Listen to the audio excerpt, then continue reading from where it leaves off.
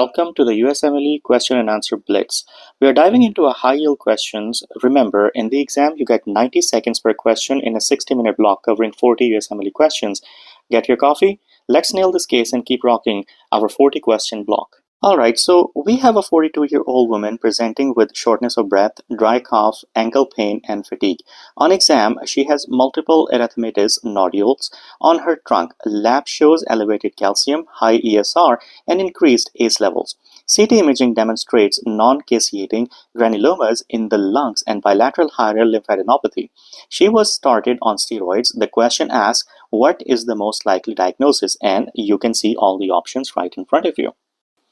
So, the correct answer is sarcoidosis. Sarcoidosis is a multisystem granulomatous disease characterized by non-caseating granulomas, especially in the lungs and lymph nodes.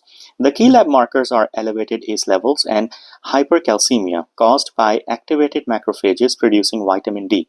Extrapulmonary features like skin nodules, often erythema nodosum, and joint pain are very common. Treatment is typically with corticosteroids. Now, let's briefly rule out the other options. Hodgkin lymphoma causes lymphadenopathy but not granulomas with ACE elevations.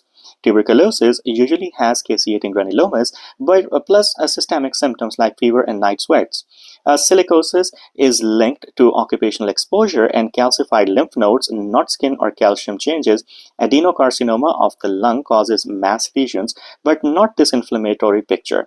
So overall, sarcoidosis best fits this presentation. So here's the learning takeaway. What's the classic step 1 disease with shortness of breath, dry cough, skin nodules, and joint pains, plus elevated calcium and ACE levels? That's right, it is sarcoidosis. Here's what you need to know in under a minute. It's a multisystem disease with non-caseating granulomas.